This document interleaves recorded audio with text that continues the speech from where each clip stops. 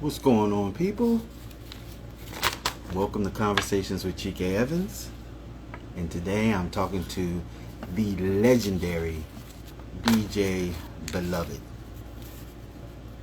DJ Beloved has been responsible for a lot of my partying, a lot of good vibes and good times in the club. And he just joined the room. What's up, Montreal?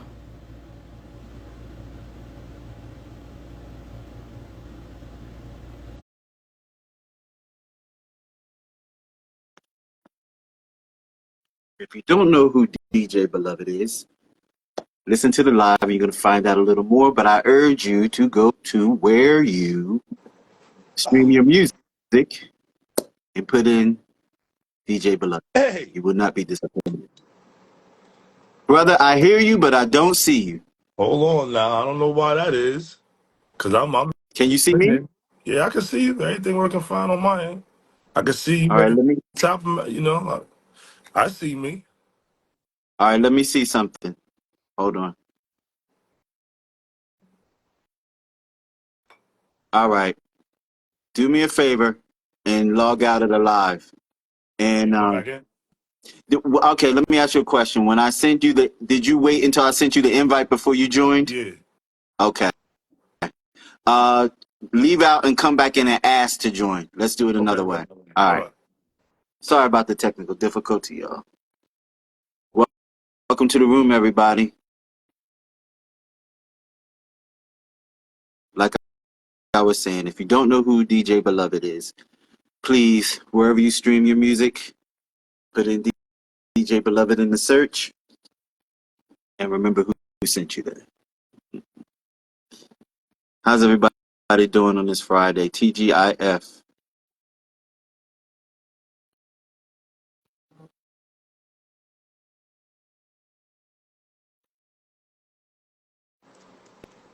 There we go. Oh, we live and direct now. We cooking with gas.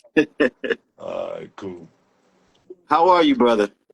Hey man, I ain't got no complaints. I'm great. You know? So I want to officially thank you, even though we've never met. We've been in some rooms Yeah, together. I was about to say like it's crazy because we definitely been in the same rooms several times. Yeah, So, you know, things happen organically the way they're supposed to, I believe. absolutely, absolutely. And I want to thank you because you contributed to a lot of my partying, a lot of my cardio. well, I have to thank you as well because that means that you support what I do. So that's Oh, greatly appreciated. absolutely, You know, absolutely. So I want to start off, and this is my first question to you. When did you fall in love with music? shit. As a kid, man, my family Jamaican. All we know is music and food. Mm-hmm. You know what I'm saying? So, you know,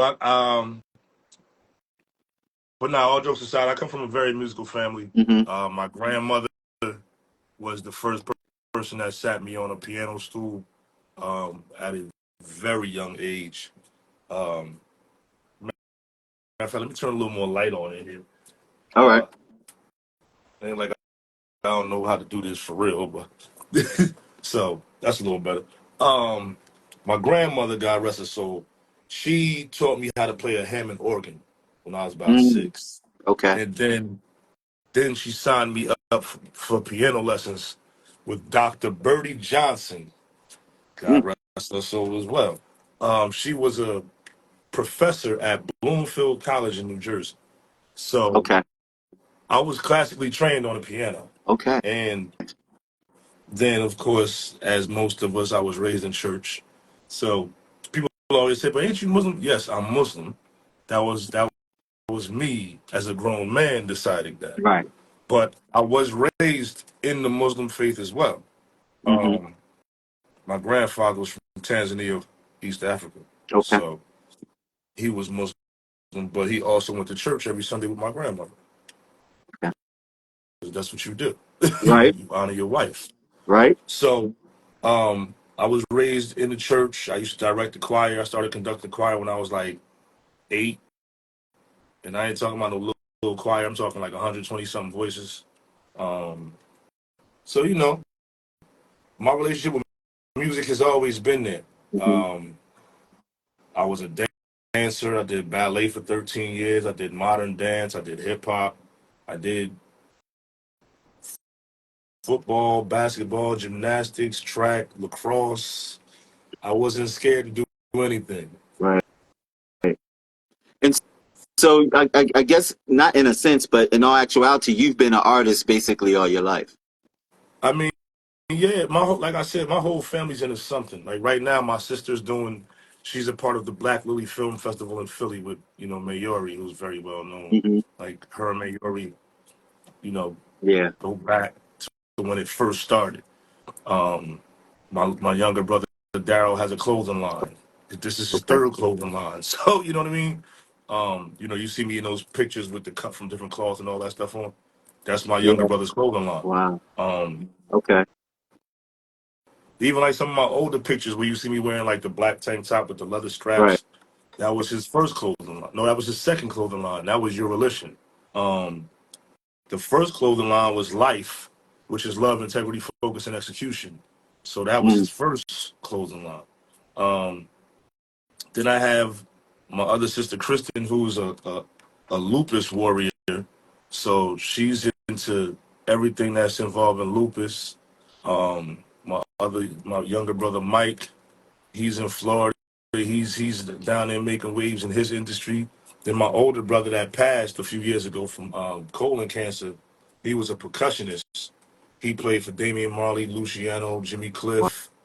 He had 3 Grammys, and this is like Wow. my brother, like same mother, same father. Like how some people like, oh yeah, my bro. Like no, this is my Yeah. brother.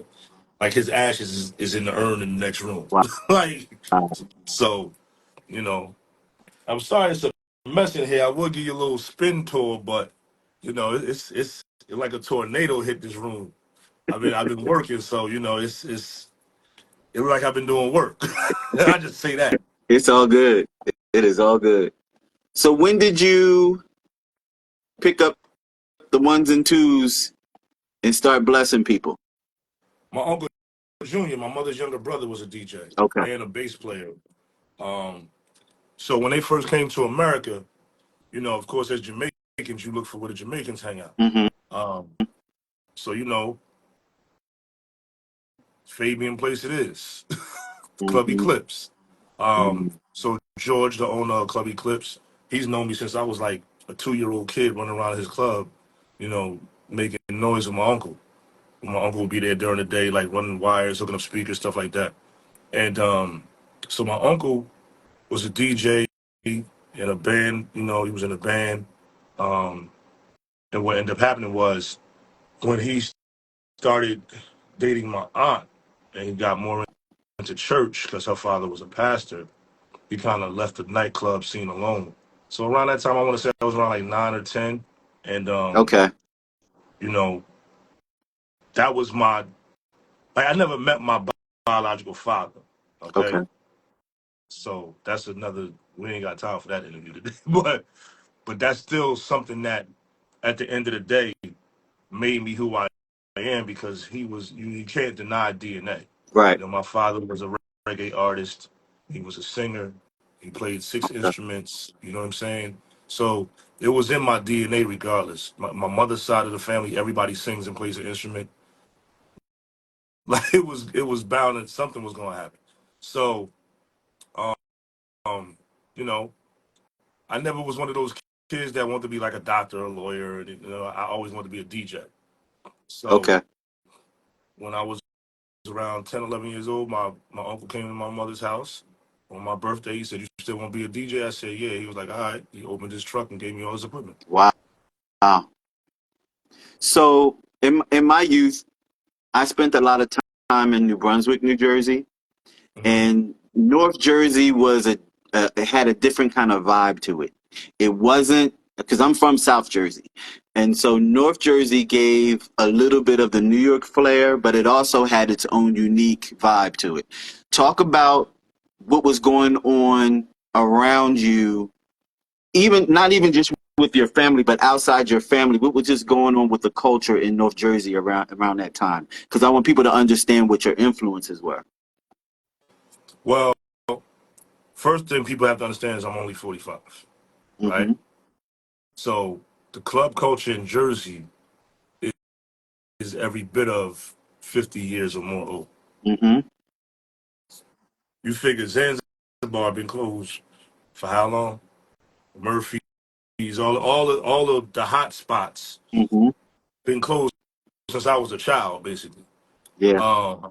or early teenage years. Um, so CC Rogers, who did the song Someday, Mm-hmm. which basically is funny because so my father, the man that is my father in my life, Roderick Peniston, is C.C. Peniston's cousin. C.C. Small world. Rogers, C.C. Rogers is like my godfather. I Mm-hmm. ain't gonna do that to that man. That is my godfather. Okay, Mm-hmm. he had me in these recording studios at a young age back in '87, and my first time DJing in front of an adult crowd was when my uncle CC snuck me into Club 88. Wow. And I had to stand on a crate, see over the DJ booth. So, um, you know, I would do teen nights at La Prairie, which is now Mm. known as the Caribbean International Club, CIC, or whatever they call it now. Um, I was doing all the stuff around town. I was a teenager. I didn't drive, so I did local stuff. Yeah. I did wherever my village could get me, you know? Mm-hmm. So I became like a popular kid around town, um, very well known for dancing, music, basketball, skating, riding motorcycles. Like I was known for those things. Mm. So, um, as time progressed and I grew into my own, I knew what I wanted to do. I knew what I wanted. Okay. Um, my ultimate, my dream life would have been to graduate from high school and move to Paris and be a DJ. Yeah. That was or I wanted to have some big fancy loft in the city where I could see the Hudson, and my apartment will be my nightclub and my restaurant all in one, because that's really what my end game is, to own my own nightclub and restaurant. Yeah. So um, I'm not even gonna say it's my end game, but that's a goal I have, to have my own restaurant and lounge. Mm. And it'll happen when it's supposed to. Yes. Um, I'm a firm believer in divine timing. Um, but yeah, like I've always stuck with it. Like I see my friends in here like Kareem. People I've been with since I was like a teenager. Like people like Kareem. Like we all met because of Skate 22 and basketball, and you know not not afraid to leave hometown, because Mm-hmm. most of the people that I call family and like are really, really close to me, they're not even from the same town I'm from. You know what I'm Right. saying? But that's the beauty in, you know, music and sports and things that just bring us together. Right. Um, it's never a limitation because of where you're from. If you're good at it, you're good at it. Yeah. And I wasn't ever afraid to go where people were better than me at it so I could learn.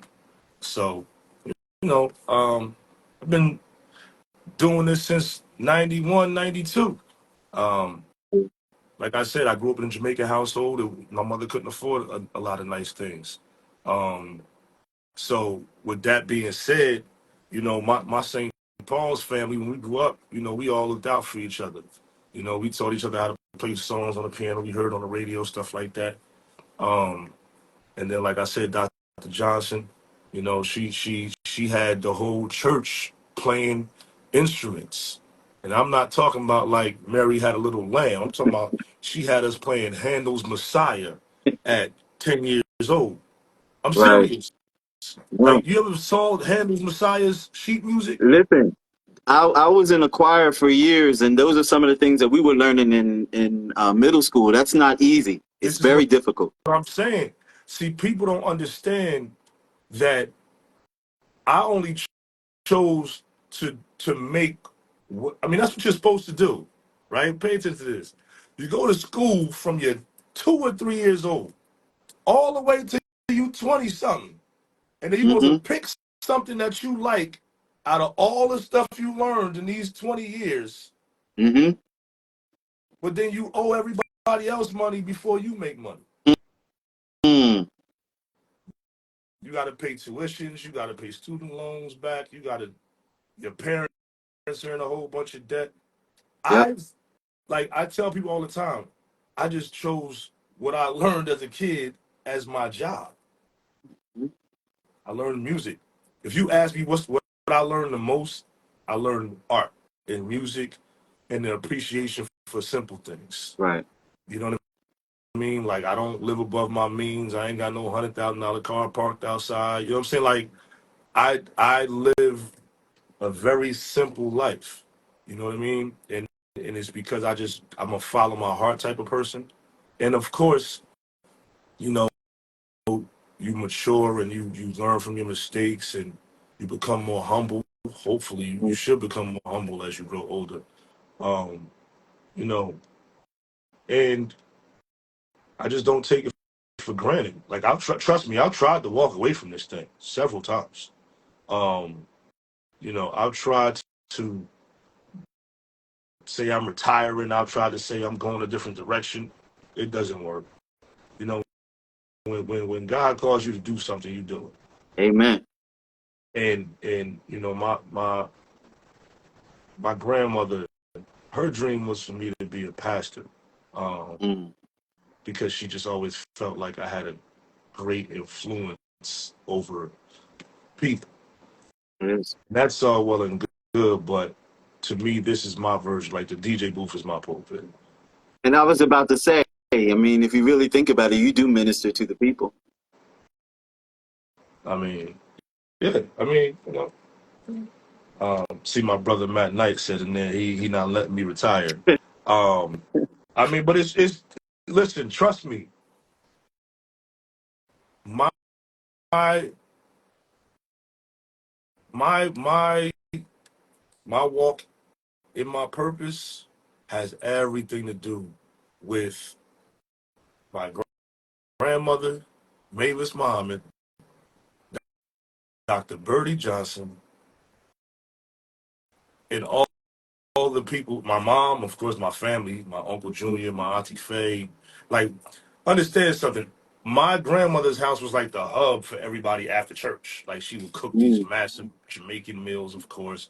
And there was a Hammond organ in the living room. And everything in the house was an instrument. Yeah. And this is what we did. This is what we did on Sundays. Wow. You know what I mean? And, you know, my St. Paul family growing up, please. Like, that's why I don't like my St. Paul family growing up is the reason why I can ignore like negativity. Mm. Mm. Like people ask me how I deal with haters and stuff like that, and I say I don't. And what do you mean? Oh, flower don't grow if you don't water it. That part. Like the wolf's supposed to howl at the moon. The moon don't howl back, Right. and that's not arrogance, but it's a very serious thing. You need to be aware of who you are. You know what I'm saying? Yeah. You could be aware and not be arrogant. You know what I mean? Like I know what I'm good at. I know what I'm not so good at. So I surround myself with people that are great at that thing that I'm not so good at. Yeah. I ain't got time to be jealous or worry about who jealous of me. How about you tell me how to do that thing you good at, and I'll help you learn how to do this thing I'm good at, and then we can collaborate. That's what you're supposed to do. See, the problem, and I ain't trying to get all super deep, but like No, people need to hear that. Go on. the problem with black folks is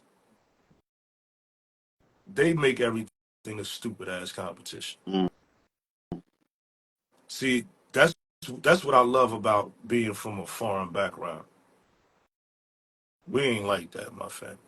If somebody else got something, go over there and ask him how he got it, so he can show you how to get it. You know what Yep. I'm saying? Like I'm a super advocate for mentorship because that's what I was raised in.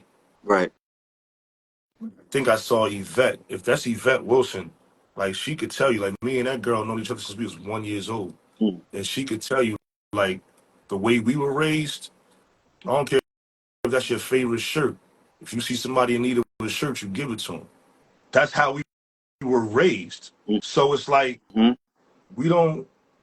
I don't understand a lot of. Yeah, I know there's politics, and I know there's this, that, and the third. You know what I mean? But a flower don't grow if you don't water it. And that grass ain't green on the other side. Just water your own grass and it'll turn green. And when it turn green, do your best to keep it green. Take care of it. You know what I mean? So, you know, if we just act like co-workers instead of adversaries, we'll be all right. Because that's what it is at the end of the day. True. Very true. So, at what point did you know that you had what it took to deliver the goods? Like, when did you know that you were really standing in your own, as far as like the DJ stuff? When I was 13, I threw myself a birthday party. I made $572. You made $572 at your own birthday party. I threw a birthday party at my mother's daycare center. Wow. And I charged $5 to get in. I charged $1 for hot dogs and 50 cents for sodas. And I bought myself my first pair of Jordans.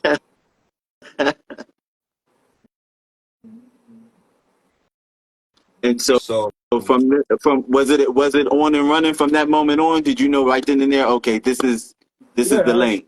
absolutely. Like I Yeah. knew at that moment that I never wanted to have a regular job. And if Mm.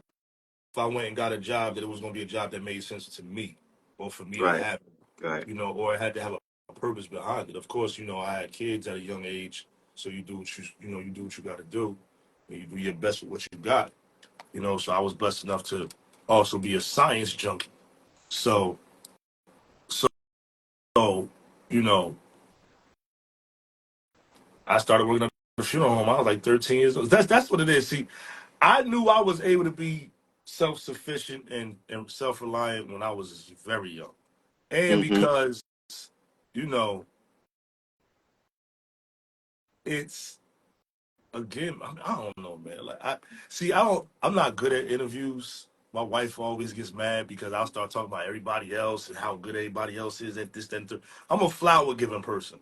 So, so the So name talk of my about show, me. the name of my show is Conversations with Chike Evans. It's not Uh, necessarily an interview. It's two brothers politicking back and forth. We sharing our all right, information with the people. that's a little easier to handle. Yeah. Um, so the thing with me is, I watched my uncle like basically start his own mechanic shop. I mean, typical Hmm. Jamaican, typical Jamaican named Junior, but ain't named after nobody. Um, I don't know. But like every Saturday, it'd be cars lined up in the backyard. Hmm. And then he would work on cars all day, and then work on his bass all night. Mm. So basically, what my examples were growing up was you can do something you're good at to make money, Yep. and you can do something you love to make money. Hmm. So it's again like we learn all these things in school, and then we don't do none of it, Yeah. and then we owe a bunch of people money. Very true. So it's like And when you and it's, come, and it's miraculous. It's miraculous that you had those touchstones because I was the other way around. I came from the family, you get your education, you need to find and hone, your craft in some form of the education, not so much the arts, because the arts aren't going to pay. This Come is how I on. was raised. But this is where I feel like sometimes as a person with a foreign background, Mm-hmm. we have I have an advantage Mm-hmm. because foreigners are going to find a way to survive. Mm-hmm. Period. Like it ain't up for discussion. Right. And yes, they're heavy on education as well, Mm-hmm. but they're heavier on to do what you got to do as long as it don't get you, in Right. trouble. Yeah. And so with that being said, with that mentality being what I was taught, I had the best of both worlds because don't get it twisted. I was surrounded by folks that went to school. I had an academic scholarship at Mm-hmm. school. You know what I'm saying? Like I was surrounded by brainiacs. I got friends that went to Morehouse and Spelman and Mm-hmm. Howard and Hampton and you know what I'm saying on academic scholarships Mm-hmm. and sports scholarships. So it's like, I had a dance scholarship to Mason Grove School of the Arts. I had a dance scholarship to NYU. I had a dance scholarship to Cal Arts. Then I had a basketball scholarship to UMass. Like I had like you know what I'm saying? Like I had friends that were outstanding football players. Hell, Yvette's brother, Jay Wilson, could play any sport you put in front of him. Like Mm-hmm. Ira Williams, Darian Johnson, Mon Singh, the first black head coach in Glen Ridge right now. Like I was surrounded by jokers that really did things at a high level. Like none of us are slouches. Like Right. I was blessed to be around that type of stock Mm-hmm. as a young kid, So and being that I never like had the real relationship with my biological father, Mm-hmm. I had Mr. Salters, Mr. Wilson, Reverend Battle, Craig Dunn, C.C. Rogers, Bobby Wooten, Bobby Dove. I had all these people that wrapped their arms around me at a young age. My Uncle Barry, you know what I'm saying? Like my pops. Like I had people that said, "Oh, you got a father. Don't worry about it." Right. You know what I'm saying? So, you know, I just have a very, very, very blessed upbringing, and I've always attributed who I am to that first, because that's Mm-hmm. the foundation. You know what I'm saying? Yeah, of course I went out here and made a fool of myself in the street doing dumb shit. You know what I'm saying? Like what 20-year-old doesn't? You Right. know? But I can look back at that now at 45 and not be ashamed or embarrassed of any of it. You know what I'm Right. saying? Yeah, I made dumbass decisions. Yeah, I did some things to people that I ain't proud of. But at the end of the day, I forgave myself. So, and that took a lot of damn work. And that's when I started truly starting to see my life turn into a direction where, you know, peace was at the forefront. You know Right. what I'm saying? And when it comes to art, I think people don't realize that most successful artists aren't surrounded by a lot of peace. That's why that thing they do they're so good at, because that's their peace. That's their only form of peace. So, you know, on one hand, where it's like I have this great upbringing and yeah, but then there's this dark chapter, Mm-hmm. and that dark chapter is really where I was able to say, all right, this is the only place I feel safe, so let me just lock into that. You Right. know what I'm saying? Um, and that was very hard to say the least. Mm-hmm. Because to work through any form of adversity is hard. Right. Um, nobody's struggle is less than the next person's. Um, so, you know, I'm sure you've had to work through dark periods in your life. Um, and as what's that term? It'll make you or break you. Exactly. So, I think Make you or break you, and then it also gives you your layers. It right. forms you into who you need to be. Right. Like people don't even realize it's funny because um they posted a video of me DJing the day from 2017, and people started commenting again, saying, "Oh my God, he need to do that again, and he need to." So someone inboxed me and said, "Man, if you need to do this intro again," and I said, "I could never do that intro again." They said, "Why not?" I said, "Because that day I was watching my biological father's funeral backstage on FaceTime in Mm, Jamaica, and then I went and got on that stage, so I can't even recreate that kind of emotion." mm, And it made me think, like, people have no idea the things I've played through. Like, I picked my grandmother's body up from the hospital, dropped her off at the funeral home, went and DJ'd a party, then went back to the funeral home and embalmed my grandmother. Hello, babe. My wife just tapped in. Um, so, you know, my grandfather, when he died, you know what I mean? Now, like I said, he was Muslim. So we wrapped him on Sunday, had his janazah on Monday, and then I had the DJ party Monday night. so Like, let's go back a little bit. Let's talk about working the same day that you had to bury somebody, because I had to do that. Um, I actually I had to host an event, and it was a contract, and it just so happens that life coincided that I had to bury my dad the same day. And I went to the funeral, did everything that I needed to do there, and then it was up in the air if I was still going to do this event or not. And then I decided that I signed the contract, I dedicated myself to it, and then I thought about my dad and how he would have viewed the situation. And he pretty much would have been, he'd have said, take your ass to work. right. And that's basically what I did. I mean, the only thing that would stop me from doing a gig would be if something happened to my wife and kids. Okay. Or of course, like my mom or something like that. But then at the same time, I don't know. My mom would definitely want me to get on the Yeah. stage. Like that's a fact. I ain't even sitting here about to go back and forth with it. My mother is 69 years old and comes to all of my gigs. No, you think I'm like, listen to me. My mother and my wife are the two loudest people at every gig. Okay? I'm talking about Chicago, Atlanta, Baltimore, Boston. Like my mother has bounced around this country. Like, shoot, my mother went to Jamaica, Haiti, and the Bahamas with us last year. Like, my mother has been on these gigs, and and she supports all of us. Like, Yeah. you know what I mean?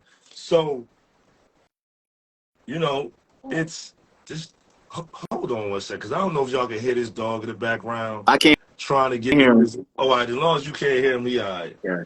Um, but but um, but yeah, you. I think that again, this goes back to working through dark spaces. You know what I'm saying? Hmm. Hmm. Um, as artists, that's how we cope, right? It's like Cope and it's like create our sometimes. And right. It's create. like yeah. It's our version of hitting the punching bag. Yeah. Yeah. You know what I'm saying? Um, so I think that is important, but I think it's also important to be human. Yes.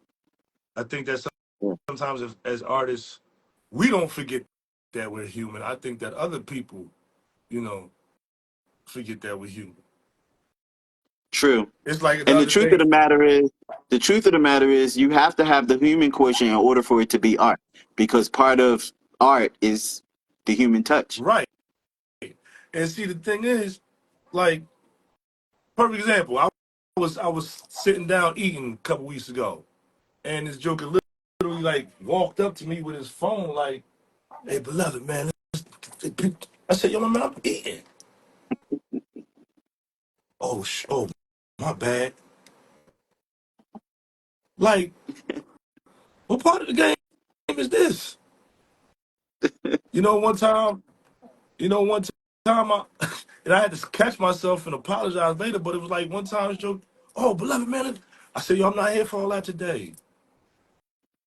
Like, I just want to do what How I'm deep doing. into your career did stuff like that start happening to you? Because that's always a transition too, when you First time start to get it ever happened to me recognized. was 2013 in Miami. Uh, I I never forget it. It was the craziest thing because it was a group of people that were from like Switzerland or something, wow.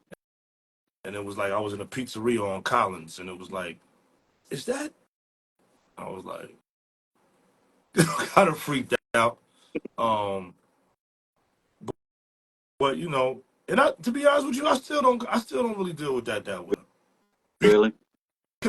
I listen, I do stuff. Everything that I'm into till this day is something I was good at as a kid before I Mm-hmm. knew that people liked it too, or that it drew a bunch of attention. Roller skating, Yeah. basketball, dancing, riding motorcycles. These are all things I was music DJ. These are all things I was doing as a kid, just a kid having fun. Mm-hmm. You know, like I was just a kid having fun. Even even me and my wife, like it's like the stuff that we do together is just stuff that we do. We just having fun. Like Right. it's not that difficult. We just having fun. Right. So the attention aspect of it all. I mean, it is what it is. Ain't nothing you can do about it. But and I don't take it for granted. So let's not get it confused. Like I appreciate the fact of that knowing that what I do is not just something that's whatever. Sometimes it does feel like it's a thankless job. Walaikum salam, my sister Sweetie in the building. See, we used to do a big party together at Symphony Hall. See what I'm saying? Like not the Terrace Ballroom, Symphony Hall. Like we Mm-hmm. was on the marquee. All right, Yeah. all right, okay. Let's get that in here so ain't no confusion there. Um, but you know, like even if you pay attention, like I look down a lot, I look away a lot. Like Mm-hmm. that's what I'm saying. Like this part of it, I understand this comes with it. I Yes. just ain't good at it. Like I'm getting better at it. Um, and I'm embracing it because I absolutely want to continue to evolve. I want to continue to create opportunities for myself, my friends, my family, my loved ones. And I understand that all of us are going to have to sit in front of a camera and have conversations like this at some point or another. And that's the goal Yeah. because that's the level of success I see all of us having. Like Right. I tell people, my wife's voice is way more efficient than mine. My wife's Mm. voice, listen, my wife could retire me if she really walked in her purpose, but that's a whole nother conversation too. Because she could motivational speak. Listen, I am in this position because of the way that woman speak life into me. I'm gonna be honest with you. Wow. I was always Wow. him. I was always DJ Beloved. Yes, Right. I'm very aware of who I am. But it's something about when somebody watering that plant. True that. When you water the plant, it's gonna grow. When you make sure it get enough sunlight, it's gonna grow. Like when you nurture the plant. See how she just said this is your interview. What I tell you? Did I tell Yeah. you that? He said, this I is your told you. interview. See, I told you. So that's why I said I'm not good at this because I'd rather like my sister Sweetie up in here. You know what I'm saying? She got stuff popping. Like I'd rather give my friends and family their flowers and lift everybody up so we can all win together. Like you're supposed to eat with the people and, you and and starve with. see, and this is why I do what I do, because I like to talk about the things that don't get talked about. You have all these inspiration and these muses around you that help make you great. I like light being shined on them. Everybody deserves their time in the sunlight. And if these are the things that contribute to you to make you great in who you are, and what we get from you is inspiration, that's how the train goes. There's nothing wrong with that. The elevator go up for you to send it back down. Hey, So, you know, see. But no, in all seriousness, I feel like I am doing what my grandmother wanted me to do. I just hmm, don't wear a robe on Sundays at 10 in the morning and stand in the pulpit. You know what I yeah, mean? Because I didn't start taking it serious until she died. yeah. So, you know, we But had made a deal that I but couldn't quit the funeral home until she died because she didn't want nobody else to do her body. So uh, once I put her in the casket, I kissed her on the forehead and I said, "Can I quit now?" And I took my suit off, went downstairs, hung it up, and I never went back. Mm. I mean, then I started running a crematory for animals, but that's a whole nother. But um, you anything that involves like helping people, I'm here for it. Mm. Anything that involves encouraging people, I'm here for it. Anything that involves lifting people's spirits, I'm here for it. I don't really do the negative shit. You know what I'm saying? Like we all can sit here and him and haw. Yeah, there's a bunch of stuff we could gossip about. It's a bunch of stuff we could talk about. It's a bunch of people we could talk about. But Yeah, last I checked, sometimes I don't like what I see in the mirror, so I don't really talk about too many people like that. You know what I'm saying? There's times where I look in the mirror and say, all right, you need to get it together. You know? So I don't really entertain a lot of nonsense. that sounds like So balance to me. I'm a Libra. I like I like balance. Because if you tip this scale, it ain't gonna go how you want it to go. But that's another conversation too. So, you know, it's just I want to see happiness Yeah. more. I want to see more happiness out here. I want to see more people, pursuing things that are just natural to them. You can Mm-hmm. monetize the things that you're just naturally good at. Mm-hmm. You know what I'm saying? Yeah. Look, I ain't rich, but I don't need for nothing. Right. I ain't say I ain't want for nothing. Right. So I don't need for nothing. And at this point in my life and at this stage of my career, I'm more focused on the needs than I am the wants.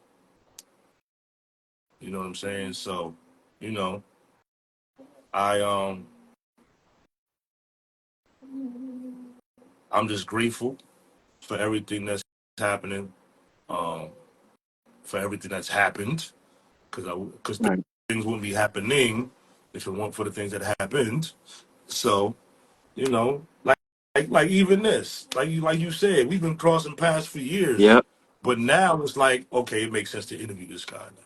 You know what I mean? Like that's what I'm saying. Like just when you put one foot in front of the other every day, that's your walk. Absolutely. And it's up to you to walk it slow, walk it fast, be aggressive, be assertive, be intentional. Um, like that's what it's about. Yeah. You know what I'm What was saying?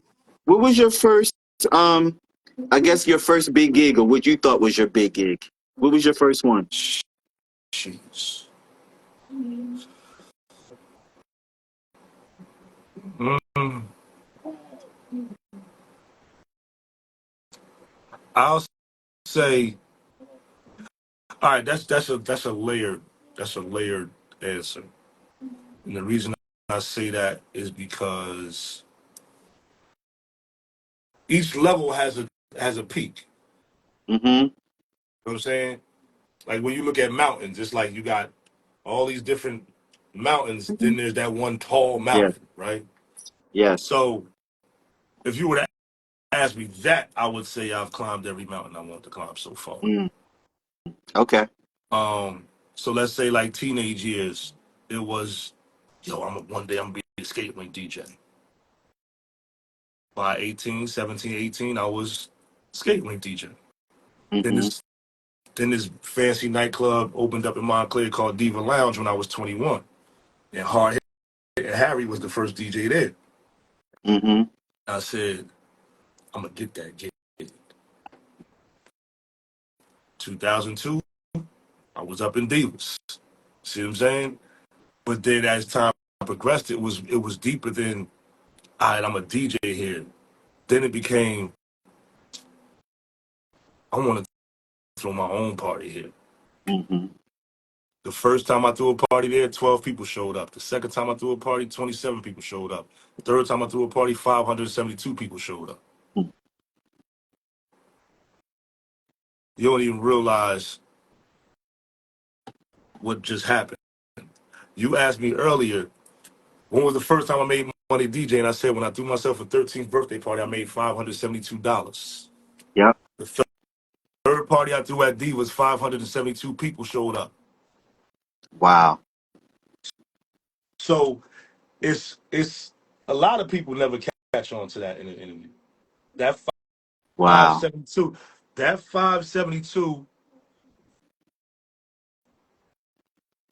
and the number 13 mean the world to me. I don't know why. But the 13th is my birthday in October, and then 572, like I said, first time I made money, first time I packed a party on my own. Um, and then from there, I just started taking my career more seriously, but I wasn't producing yet. That was Mm. 2006. I didn't start taking production serious until 2008, 2009. Now, So, was that something that kind of, I don't want to say fell into your lap, because you had been producing it, just of a different kind. yeah, How did it yeah. actually come for you to produce for someone else? Was it something that you consciously took on, or was it something that you fell into because you already had the talent? Okay, so it's a little bit of both. Okay. Well, it's a few things. Um, if you notice, most successful producers are DJs.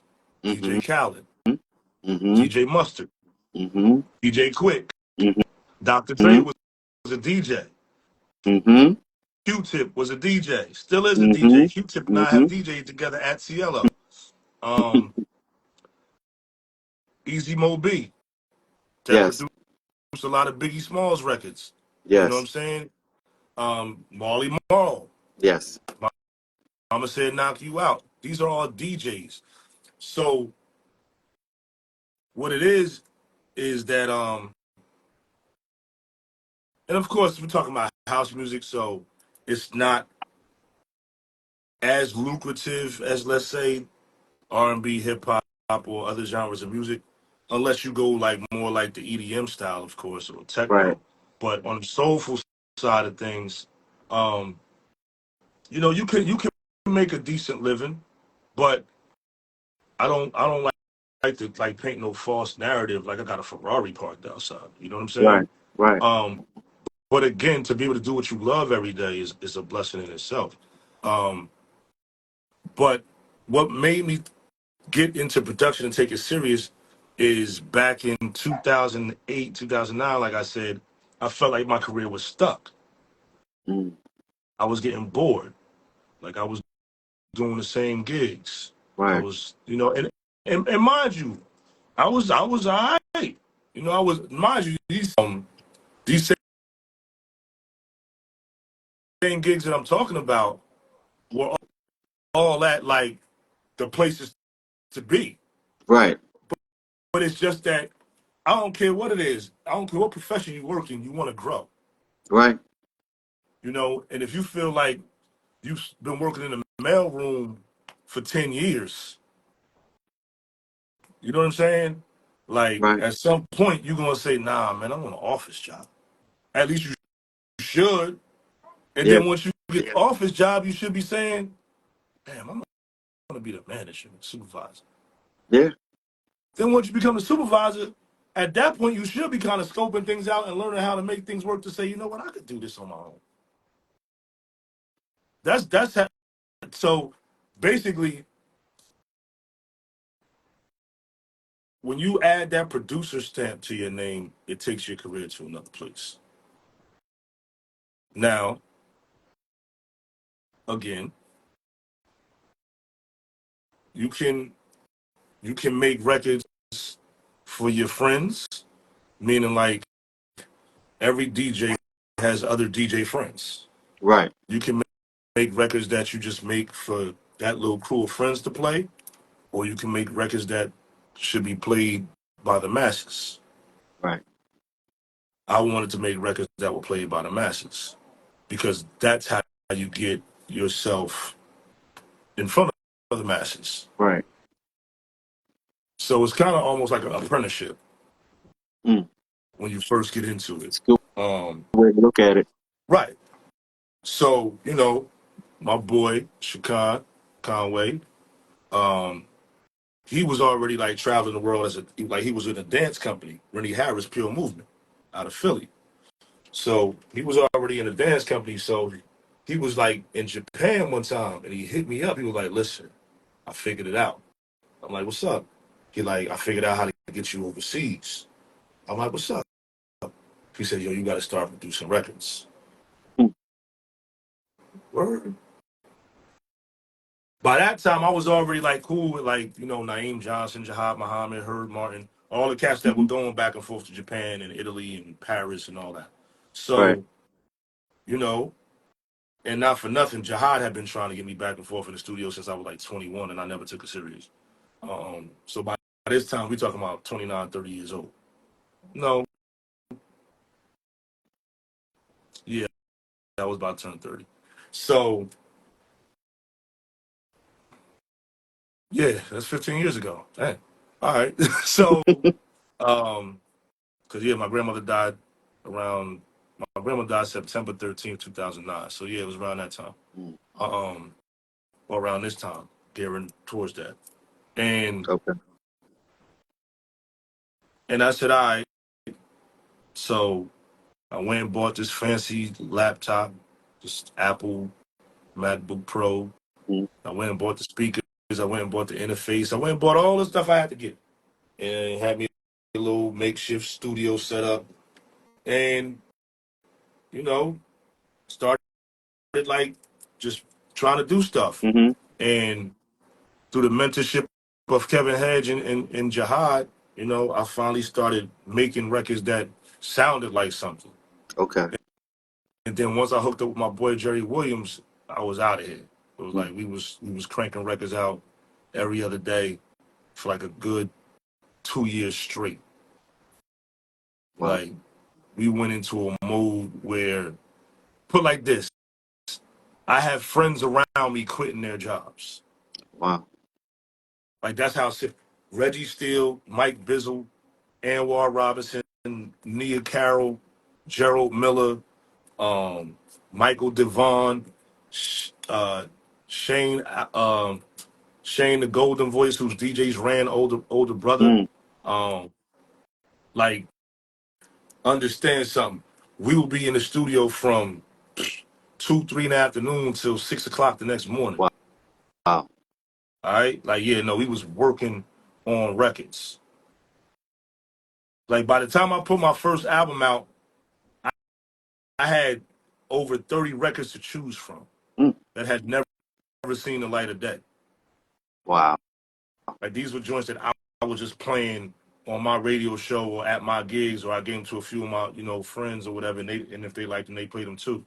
Um, and then I came up with the plan of just using my resources to get a lot of stuff done.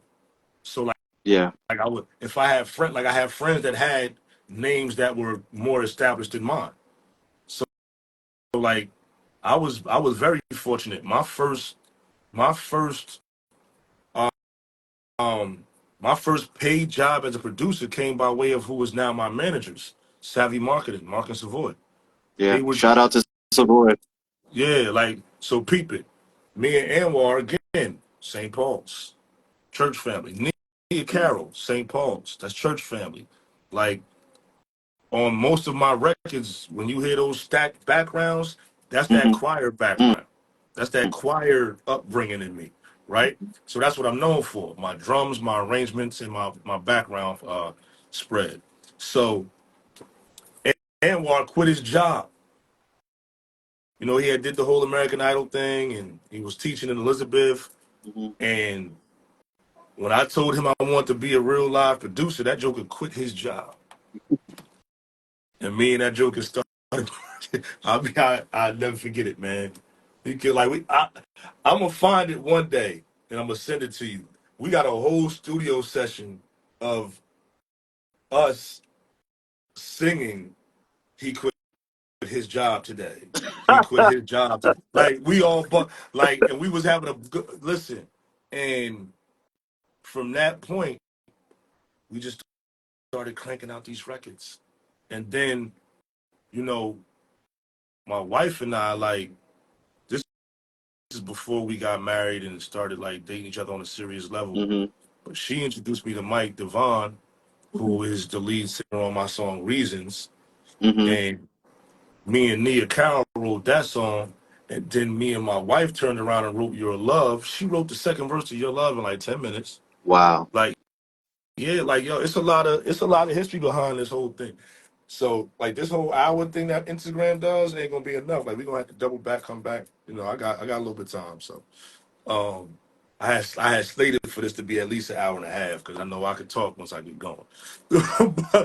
but um but like I see my man Lamar Tyree in here. Me and him met organically through my man Jay Smooth, and kind of find out his father's like a serious, big time drummer. That played with Louis Vega, Mary J. Blige, Raheem Devon.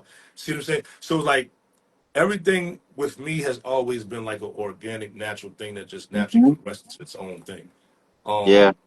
So you know the production over time, and it was a long time. Like it wasn't no overnight situation. It took years until I started to feel like, okay, these jokers taking me serious. You know what I'm saying? Um, and I mean, I completely get it now, because now that I can sit here and say, yeah, I've been doing this 30 years. Yes, I understand why there's a bit of resistance when somebody that just knows how to work a computer just comes and is like a mega star overnight. It's no different than working the same job for 20 years, but because you ain't got no master's degree, here come, you know, Lawrence from accounting that got the master's or whatever.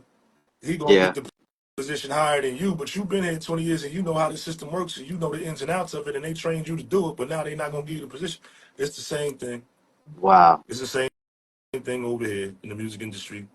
The weirder you are, the more outlandish you are, the more boisterous you are, the more looks you get. Yeah. True. I'm a regular dude. I wear Hanes V-necks and Harley Davidson hats. But the beautiful thing about it is when you deliver what you deliver, especially in one of your parties, can nobody top that? That's a unique signature of DJ Beloved. And I say that as someone who's experienced your magic. All right, see, there's people like you that be putting pressure on me. So, so you know, hold on. I'm sorry. It's all right. Um, I don't, I don't say I'm the best at anything, but I'm definitely in the conversation. Mm-hmm. Like you're not gonna like we're not gonna act like like I let my work speak for itself, Mm-hmm. and, and the thing is this: I don't mind sharing all the ingredients, Right. but somewhere in there, I still gotta be involved. Absolutely. You know what I'm saying? Like, perfect example. I can cook. I can really cook, but I can't outcook my wife. I can't outcook my mother. You Right. understand what I'm saying? Right. Like, and that's the thing. Like, we all got to know. Like I said, you can be aware and not be arrogant. Like, I know I'm in the conversation. I'm Right. absolutely in the conversation. Absolutely. Would I say I'm the best? I don't say that about myself, because to me it ain't that kind of competition. But I'm definitely in the conversation when you talk about the greats to do it. And Absolutely. and, I and mean, I'm gonna be honest with you. I just started claiming that. I'm gonna be real with you. I'm sorry for walking off like that, but it's because I wanted to show you this. See, I write stuff down, right? I'm a manifester, right? mhm. So I like make like random to do lists, right? You see that last one there? I would have to read it backwards. I'm skilled, but I'm not It that says skilled. it says don't be afraid of success. Amen. Like I'm like so understand. I'm recently coming into that Right. space because to be honest with you, that was my biggest problem, and I had to go through certain things to know if I could. Like, see, I had to know if I could handle it. Mm. You know what I'm saying? Like I never wanted to be the guy that word Lamar. I never wanted to be the guy that my friends looked at and said, "Oh, he acting funny, this, that, and the third." That Yes. always scared the hell out of me. Like, Mm. like for real. Like that. That's something that used to scare the hell out. Now, I could give a shit. Like, listen, because not for nothing, my my successful friends never made me jealous. They just made me work harder. Right. So, It's inspiration. Yeah. right. So I don't understand. Oh, he acting funny. Mm. But I ain't about to water that plant either. At the end of the day, what I'm saying is I am just now really embracing that aspect of no, you're supposed to be in this room. You're supposed to be here. No, Right. that phone call did happen. No, Yeah. that text message did come through.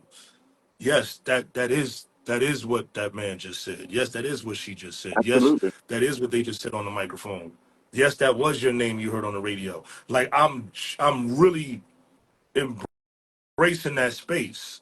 Um, You because know, the moment before that part, before you get to that part in your success, it's a window of imposter syndrome. And you question and you ask yourself, do I belong here? Why am I right, here?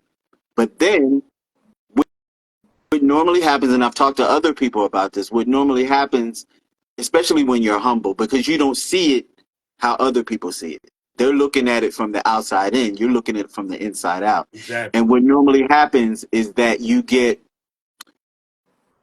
for me, it was spiritual confirmation. Did you belong where you are right now? You're standing directly in your purpose, and you can't be anywhere else at that moment in time, at that second, except for where you are, owning the space where you are, delivering what you're delivering because someone else is receiving something that you're not even quite aware of at the time that you're giving it. Right. And I argue, as a dancer, I've traveled around to different clubs, and I argue that you are the best at what you do simply because no one else can do what you do the way that you do it. You can't give me a DJ Beloved party without DJ Beloved. It's unique. It's your fingerprint. I mean, listen, I try to do things to separate myself. Mm-hmm. Um, I've always kind of been like I could roll with the crew, I could roll by myself type of person, Mm-hmm. and I'd rather roll by myself. Mm-hmm. To be completely honest with you, Mm-hmm. not because I have a problem with people, but because I know how far I'll take some. Mm-hmm. Not in a negative aspect. I'm saying like I will work until I literally my face falls on this computer. You know what I'm saying? Like Yeah. I will work myself into a straight like you know my my wife she'll just tell me like go to bed. It's okay. You're tired. Like nah, I gotta do something else. And that's what I mean when I say I'd rather roll by myself because I know I'll sit in front of this computer for 16, 20 hours. Like, no, it ain't right yet. It's almost there. Yeah. I'll type I'll type in the name of one song right now and you'll see 40 different versions of this song, Papa. Mm-hmm. Y'all only heard one version. Mm-hmm. And I could be saying to myself, I got a better version sitting in the computer, but all right, whatever, I'm gonna leave it alone. So, um, like I feel like when it comes to music or art of any sort, it's a blessing to be able to say you do art for a living. Yes. Like that's not easy at all.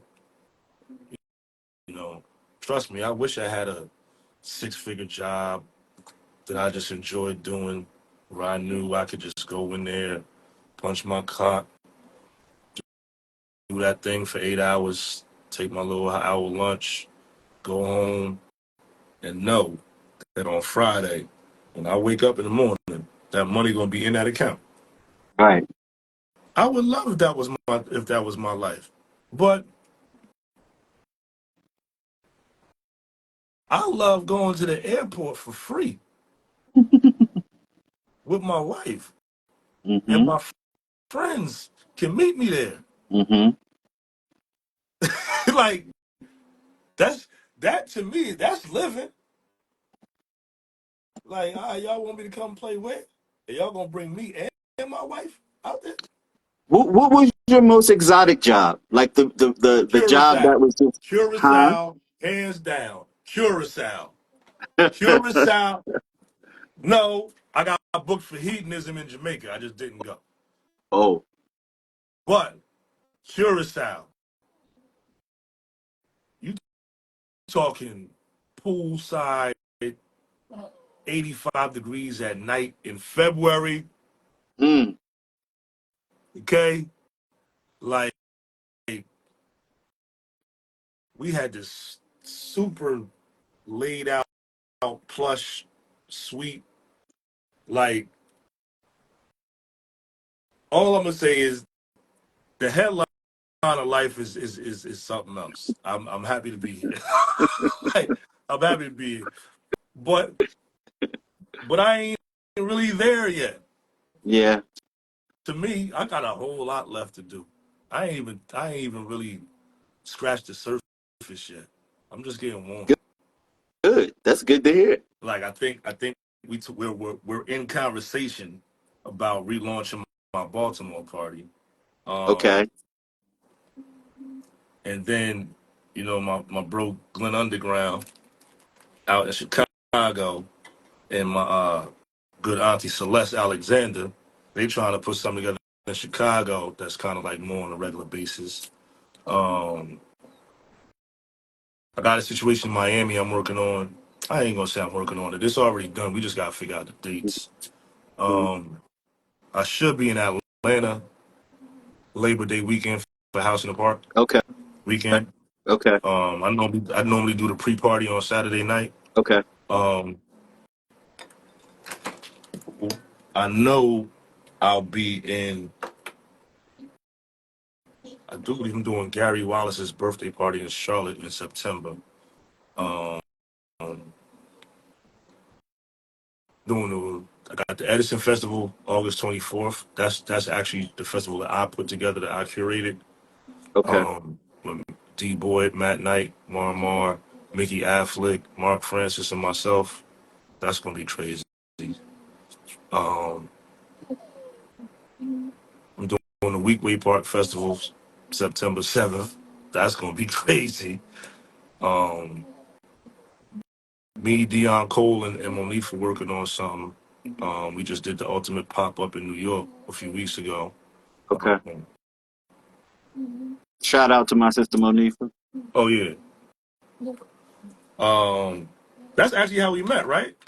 No, actually, I mean, I had been going to your parties way before I even. Before I mean, that, I knew that's who right. Monifa was, Yeah, but yeah, I yeah. was actually shocked to find out that you two knew each other. Oh man, that's the homie right there. You know how many songs I got with Monifa? Like, that's what I'm saying. I have records with Monifa that people have never heard before. Wow. Like, we And ain't done either. that version that I heard of you on Testify. Mwah. Big shout out my little brother Matt Knight on that too. Now, see what I'm saying? Matt Knight is a 33-year-old that loves house music Mm-hmm. and has all of the talent in the world. I, I'm pouring on that plant. Mm-hmm. See what I'm saying? Like, while everybody worried about who ain't doing what, who doing this, and who Right. messing with so and so, I'm worried about who's next. Who next? Right. Because there is somebody that's going to be next. It should be a bunch of people Right. that's Always. next. But we often wait till it's too late to show somebody what to do. Right. It's like grandmama in that cookbook. You always got to go searching for it after she died. Right. So you got to go 2 holiday seasons with no good food because grandmama didn't teach nobody how to. You know what I'm saying? Like, come on, man. It's the truth, though. It's the truth. I mean, what they say, if it walk like a duck, we got to get out of that. Right. Got to start watering Right. these plants, man, so they can grow and Yeah. flourish. So, you know, I've always been an advocate for the youth, and when certain opportunities present themselves, if I could bring somebody else in, and you know, it's it's important Right. for us to make sure that somebody else picks up a skill. I mean, I don't understand. We, as a culture, we've just gotten away from so many things that are important to us as a people.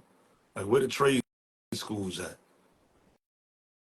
You know, Well, all black folks don't go to speaking on a college. person that has multiple trades, in that regard, we allow the system to dictate how we do things, That and part. they Because figure remember, there used to be they all these vocational schools. yeah Remember vocational schools? yeah What yeah happened to the vocational yeah schools?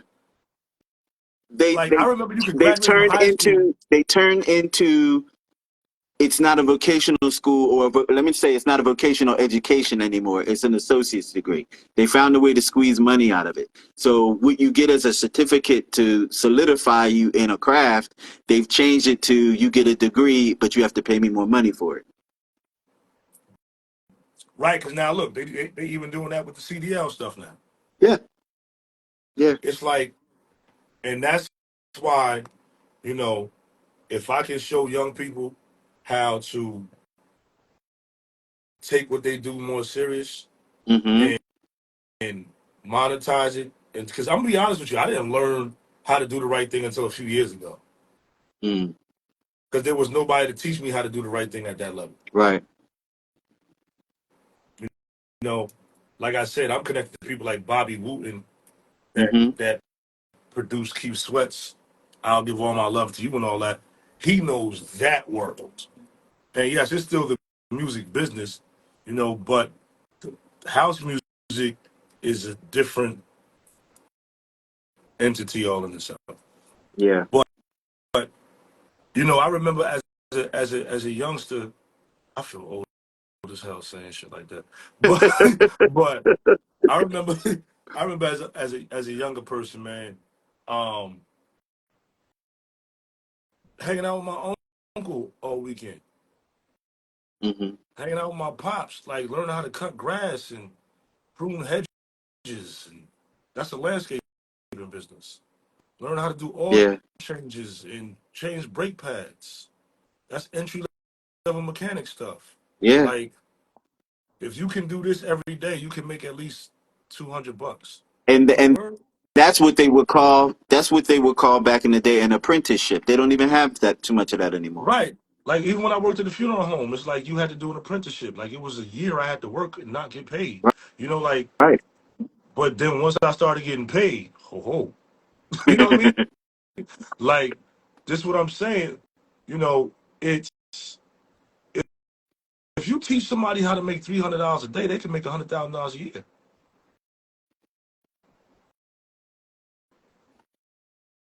You know, and unfortunately, because of like car accidents and stuff, I can't DJ at the capacity I used to DJ at. But Yeah.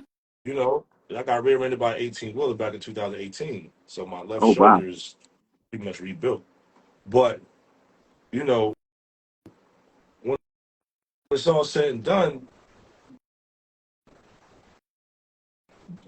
I'm the type of person that don't don't come back over here with the dead animal and say let's eat. Show me how to hunt,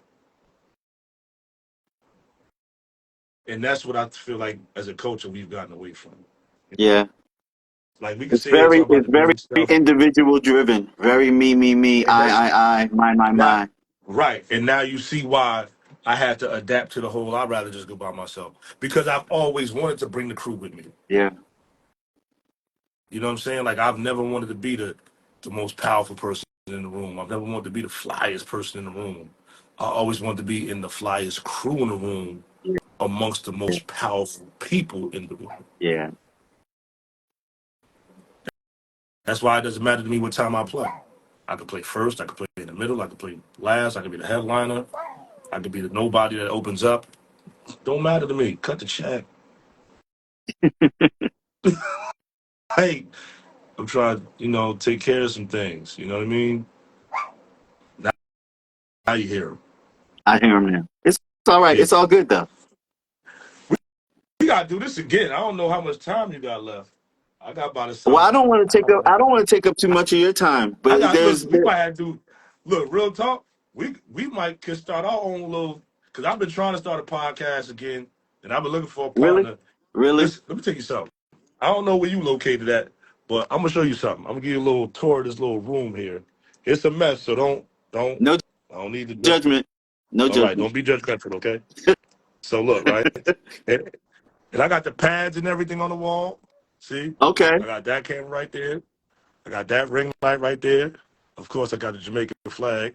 I got my DJ. right. Look, I got the pictures on the wall. See, I got Monifa up there.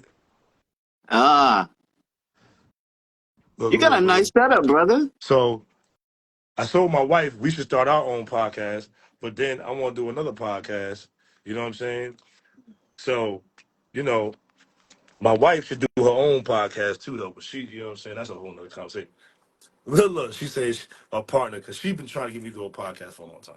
So, And before I forget, I don't want it to escape my mind.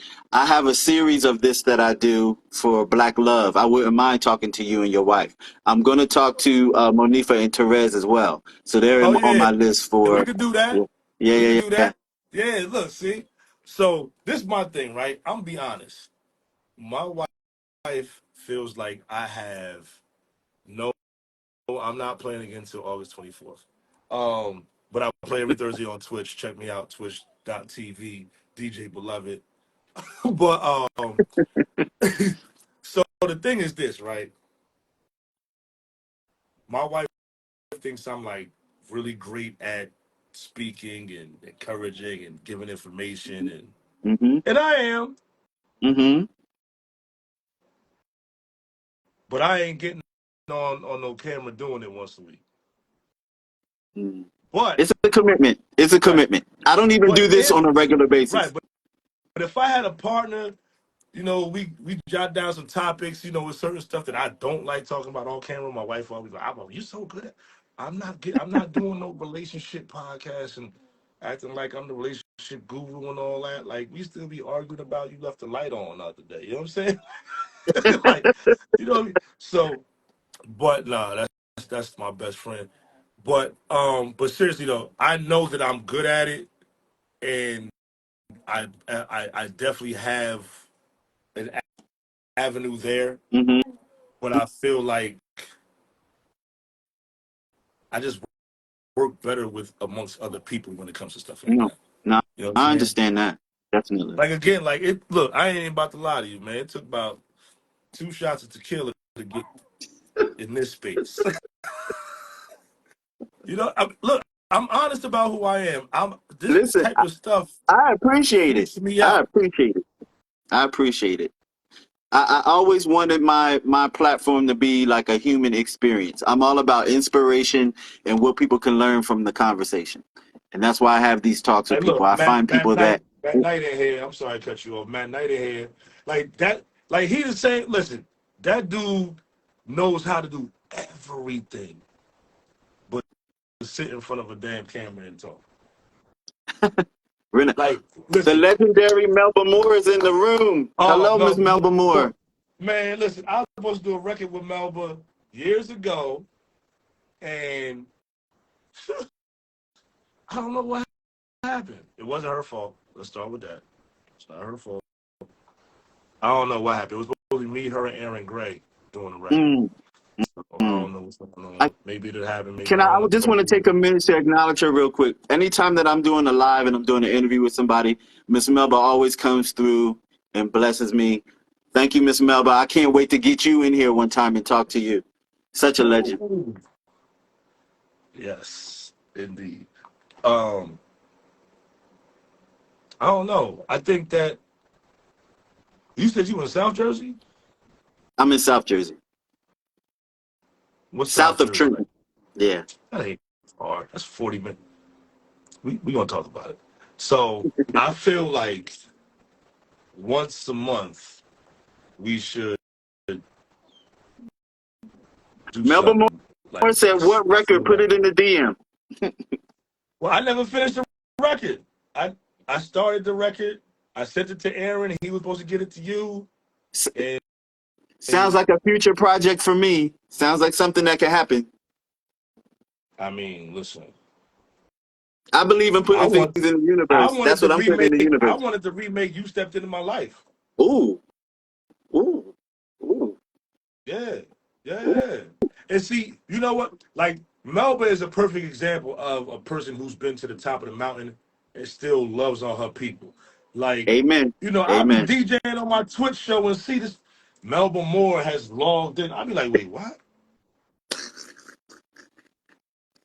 Like, I remember the first time Fonda Ray over like a fat rat, right? Uh huh. Uh I huh. was DJing and I'm looking, and this lady on the floor, she going, and then she comes over like, "Oh my God, I'm such a fan of yours." I'm like, "Oh, thank you very Blew your much." Now I'm mind. talking like she's some regular person. Then her manager comes around like, "Oh, Fonda wants to know if she could say something on the microphone, give you a shout out." I said, "Fonda who?" Mind you, I had just played "Baby, Do You Want My Love," not Mm, knowing that she was right there. wow. Wow. Like it's like I said, I've been in some rooms where it's like, wow, I'm really in this room. Like I have a lot of Absolutely. stories. I have a lot of great stories, a lot of funny stories. Like I want to do like a beloved, you know, Save that for the podcast. Save yeah, that yeah, for your yeah, podcast. yeah. I want I don't be, to I share don't a story wanna, about Miss Melba, though. I want to share a story about Miss Melba. So, actually, ironic enough, I was at Shirley Ralph's Diva Simply Singing, and Monifa was on the bill. Monifa performed her part. She came out into the audience because I was with Therese. And Monifa came up, and it was me, her, and Therese. We were standing there taking pictures. And Monifa and I were standing next to each other. And then the next thing I know, I feel these arms around my neck. And the person was in between me and Monifa. And I looked over, and it was Miss Melba Moore. And I had one of those moments because I hadn't met her at that before that point, but I knew who right. she was. And at that moment, I was like, "Oh my God!" Melba Moore just put her arm around me, and I freaked out, like freaked out. Listen, Melba man. Moore is one of those people. Like when I was a little kid, I used to just like look through my parents' albums, and Melba Moore stuff would always come up. Yo, And that's that's how it felt for me the first time I met Mo. wow, wow, First time I okay, met Mo, I was like, and it was so random. Because you know how Savoy does, like, "Oh, what you up to? Not much. Oh, come out of the house real quick." right, Because one thing I will say about Marcus Savoy is they're going to play some beloved music when they have company. All right? So, like, a lot of people and that, but see, you know what, though? And that's the blessing because that's really what a manager and publicist should be like. Like, whenever you go to their house, it automatically becomes a listening party. yeah, Like, oh, let me show you this artist you're working with. You know what I'm saying?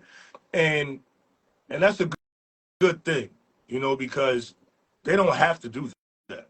And that no, to me is very important because it kind of shows where they truly care about the person you are. Because you got to care about a person for real to say, I'm going to share their work every time I get in right, front of room people.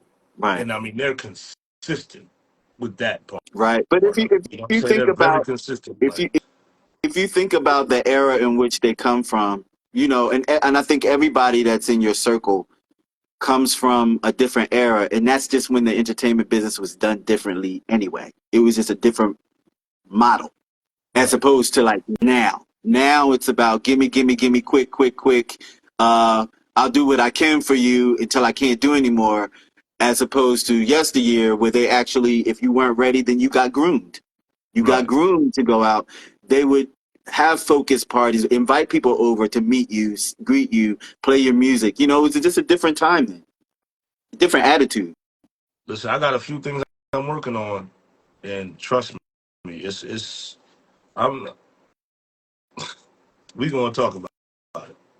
because I really have some ideas that I feel like would be great for the industry and for people.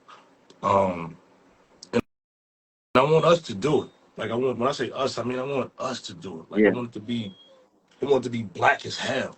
You know what I'm saying? Yeah. Like, Yeah. nah, for real, man. Like it's our turn. Like it's been our turn.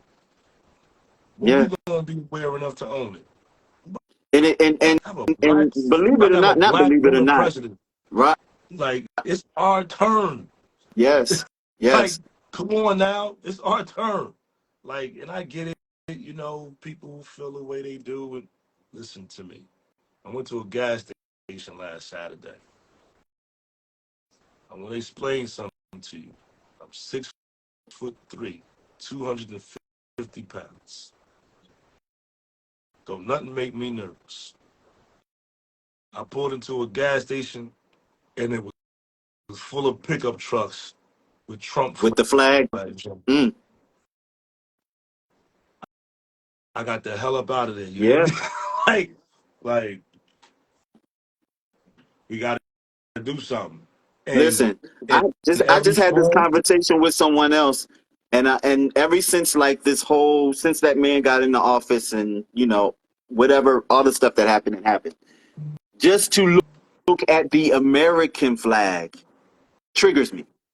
Like I don't. It's not. It's almost as if you could put up a swastika flag. That's how I feel about it these days. It's not the same. It's not the same. listen, I am doing my absolute best to make sure that I pour as much as I can into the people I love and Mm-hmm. beyond. Mm-hmm. Like I said, I want everything around me to be black as hell. I don't like, yeah, I don't mind if I got to go sit down at that table with some other folks, but just know. The legend Melba Moore said check your DM. So be sure to check your DM when we're done here. I saw Okay. it. Yeah. Like, understand something. I don't mind. I grew up in Montclair. All right, trust me, I can get along with everybody, and I do get along with Yes. everybody. But if you call my phone and get me involved, it's gonna be black as hell. It's gonna be black. What, It's gonna be black as hell. what's that thing that Issa Rae said one time at the awards? They said, "Are you rooting for anybody tonight?" She said, "Yes, everyone black." Listen, listen. It's our time. Somebody put up a post the other day about me, and one of the comments said it's his turn. And Mm, as much as that felt amazing, it felt amazing. I ain't about to say hell out, because if it, like I said, sometimes this music industry is a thankless job. I mean, it right. really is. The Right. entertainment industry as a whole is a thankless job. Look at Tyler Perry. Mm, He's employed more black people in his tenure than Hollywood as a whole. mm. All we do is chop this man down. That's something that's a problem. All right. Yeah. I ain't cut from that cloth. I don't come from that creed. You know what I'm saying? Like this one man has hired more black people in the entertainment business than the entertainment business. Right. I have nothing negative to say about this man. He's revived careers. He's Listen, given people new I platforms. told It's I told Hadia, I said, listen, we just gonna move to Atlanta and pull up at the studio and audition. I'm so serious. I'm like, yo, the DJ thing don't work out. Listen, we're gonna go ahead on. You definitely gonna land the part. I know I can get a part.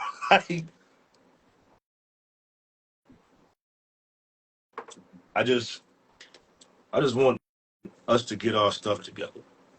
yeah. Stop beating each other up.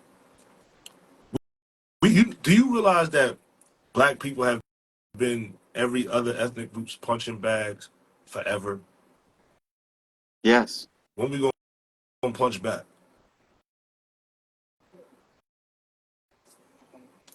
That's all. I'm just punching back the best way I know how. And if that's by pouring into young black men and black women and teaching them this music thing and showing them this DJ stuff and production stuff and mentoring them and you know, that's what I'm going to do. If I can reach a mass of people through music, then that's what I'm going to do. Because really playing music for people, a mass of people, is great. Right. Right. But I'm using that tool to help them in another way. Right. Because as much as I love them listening to my music, they need to hear this conversation more. Yes, absolutely. This is why I do what I do, to have these kind of So conversations. it's like, it's cool to be a fan of Beloved, but at the end of the way, when the mail comes and say Dwayne Tennant. And I also believe that, for me anyway, I know what inspires me and what drives me. And people that inspire you, I want to know their story. I want to know their plight. I want to know what makes them tick. I want to know what ingredients do they put into their art to inspire me, to make Right. me want to be whatever that is. Right. And I think it's important for people to know the backstory, because when you have a muse and you might not know the magic of the muse, sometimes if you see intricate parts of their life that resemble yours, it'll give you inspiration to do better, or to do what Absolutely. inspires you to do what you need to do. Yeah, absolutely. Because look, not for nothing, this right here, I think kind of put me in a space that I need to be in. Like, you know what? Yeah, I'm gonna do a podcast. I'm gonna go ahead because I've been Amen. posting. Because I had one. Like, I have a whole other Instagram that's called the DJ Beloved Podcast now, Uh-huh. and YouTube channel and everything. And I did a few episodes, Mm-hmm. good ones too. But Mm-hmm. I'm a perfectionist. So it's like the quality wasn't like I wanted it to be, and then you know what I'm saying. So I was very like, maybe I'll get back to it, and I just never went back to it. Yeah. Mind you, Yeah. if you look, I got the microphones, like I got the green screen, I have everything here. Like I have, there's no look, I got the lavalier mics, I have everything. Like I like I got the brother, like I said, I got condenser mics, I got interfaces. I can do a top notch podcast, but this is not my thing. But if I'm Right. with somebody else that's good at it, I like to be able to fit into any conversation. Yeah. So, Yeah. like I was grateful to my mom because she always like just put us in a program. Like Mm-hmm. she was like really involved in a lot of stuff. So she never believed in paying a babysitter. She like Mm. I ain't paying somebody to come over here and watch TV with you. Now I'll put you, and that's how I got into like dance and gymnastics and Mm-hmm. sports and piano, and because it was like, oh, Yeah. you're here on Saturday, you're going here Monday after school, here Tuesday after school, you're going here Wednesday after school, like it was, Keeping you ain't but so busy. much General Hospital you could watch with your grandmother after school. You know what I'm saying? Like, you watch General Hospital all the way into Jeopardy. That's a lot of TV. Hold on, hey babe, come say hi. Oh, my wife is home, but of course the dog has to be walked first. Um, but yeah, I'm just trying to basically share the gift that was given to me. Right. I've always wanted to do that. That's always been my main thing, and I always try to keep the main thing the main thing. Yeah. So, I'm So grateful for the opportunity. one of the things that I like to do with my guests is get them to, I know you already talked to me that you already manifest stuff, but manifest something now, here, um, that's close to your heart, or something that you want to manifest on camera.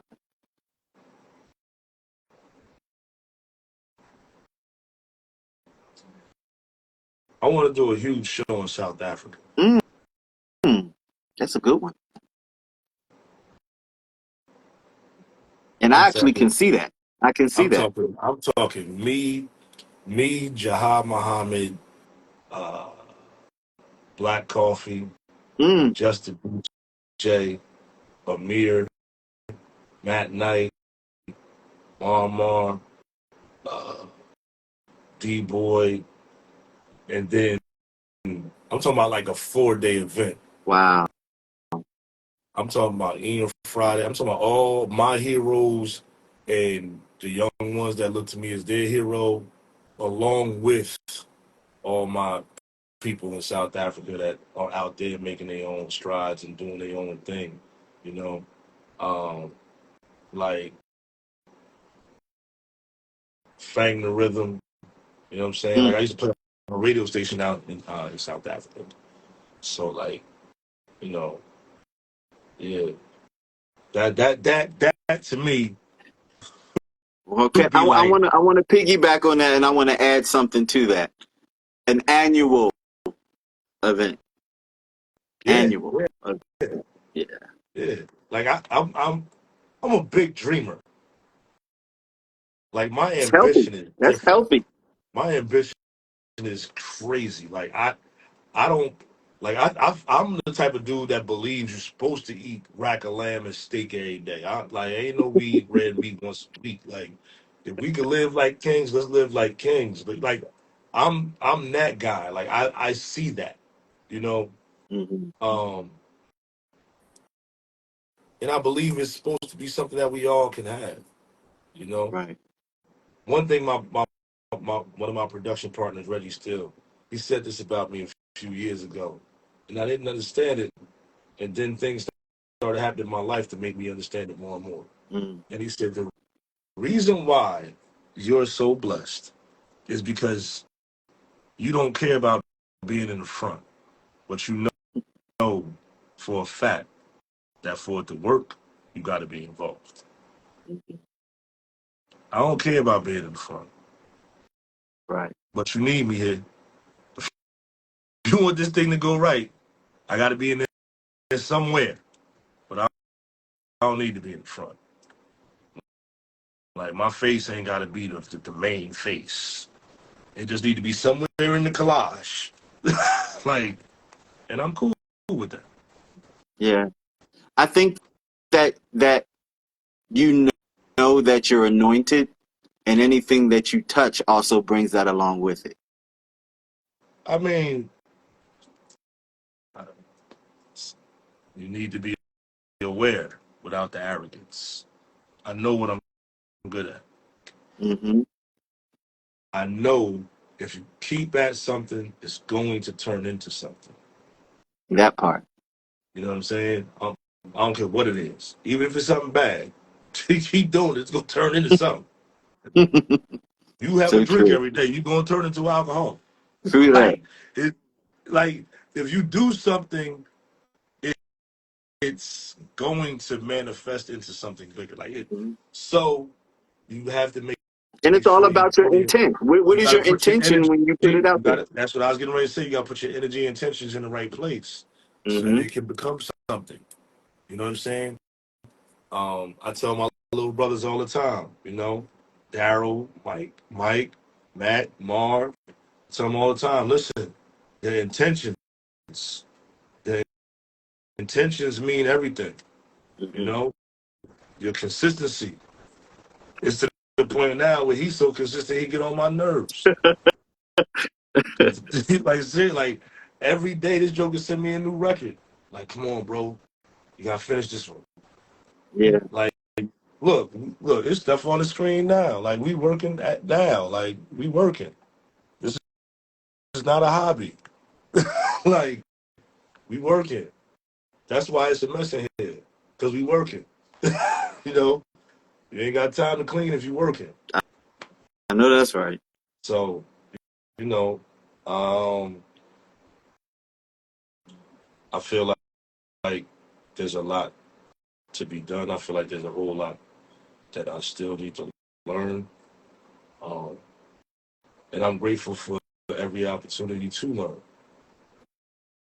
and to spread my wings a little bit. Because you can do both at the Absolutely. same time. Absolutely. Like, people don't understand that you could be at the top of your game but still not be at the top of your game. There's always something to learn. No matter what level you're on, there's always something to learn. For every level, there's a different devil. Woo. You know what I'm saying? And one thing you gotta understand is, if you're not prepared for the ultimate level of scrutiny, Mm, then you ain't really trying to do. yeah.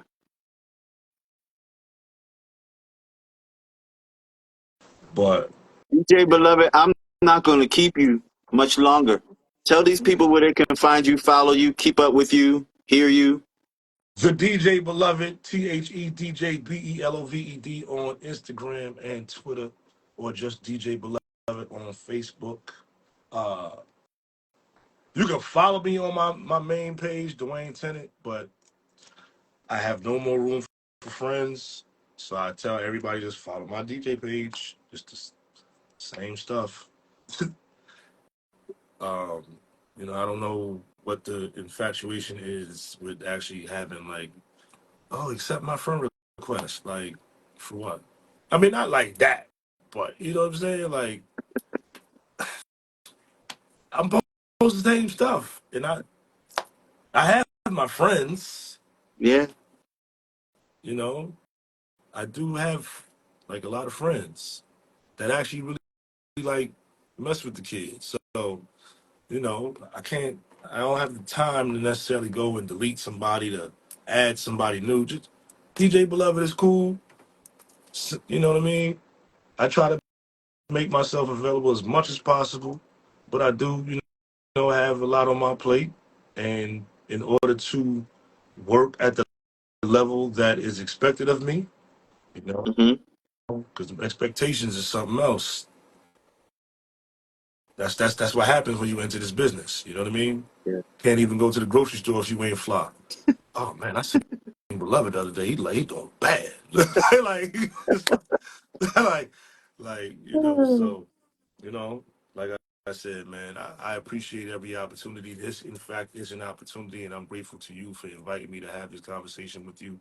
And hopefully, we could probably do this once a month. I don't mind. You know what I mean? Trust me, I got 30 something years worth of conversations. So, you Yo, I know, definitely enjoyed talking to you. And I knew this was going to be a great conversation because I knew you had something to give in regard of inspiration other than just your talent. well, I appreciate Um, just it. simply I'm sorry for the because rambles. you lived. No, it's not the rambles, but you had a lot of information to share, and that's It's, what it's about. yeah, that's the other thing. That's why it's hard for me to do these, because it's like I feel like, damn, we only got an hour and some change to talk about all this stuff. Like, that's why I'm like, nah, man, let's make it like a mini series. Like it was crazy because somebody said in one of my comments the other day, like, yo, you need to just do a documentary. Like, Oh my God, that was what when you got done talking, that was going to be my next suggestion to you because there's aspects to your job that are very visual and colorful, and that would definitely read well in film.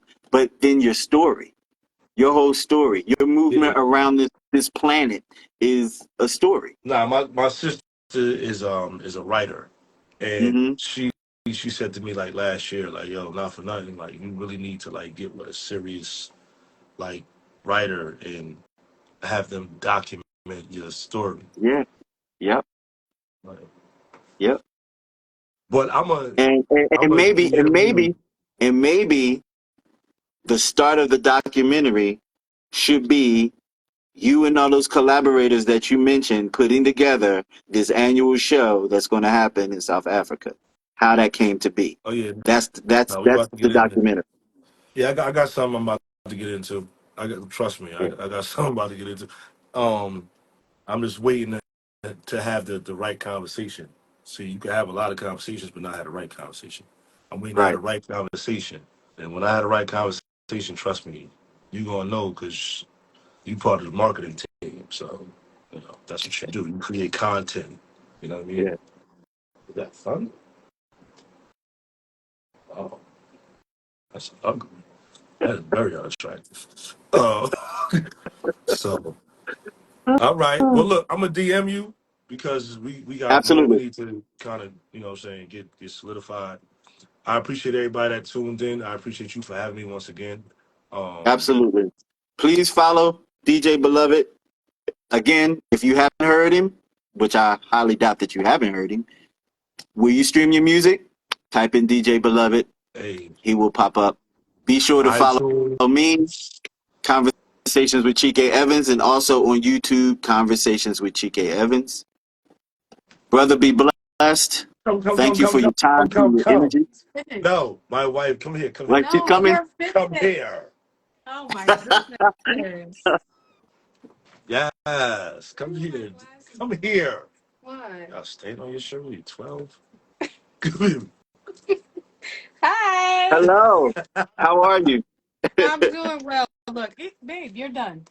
Okay. Okay. All right. So, come here, come here, come here, come here. Oh, you want to leave? Okay. Look, you see this? You see this guy? So Whoa. this is the boss of the house. Yeah. What's his name? Come on, Brock. All right, get down. Come on. What's his name? Brock. Brock. Come on. Brock. Come on. Go. Bye. Go. But yeah, no, we gonna talk. Okay, definitely. I appreciate you, big brother. I appreciate you too, brother. Be All right. blessed. And I look forward to hearing from you. Absolutely. All right. Thank you Peace, all y'all. for tuning in. Thank you for watching.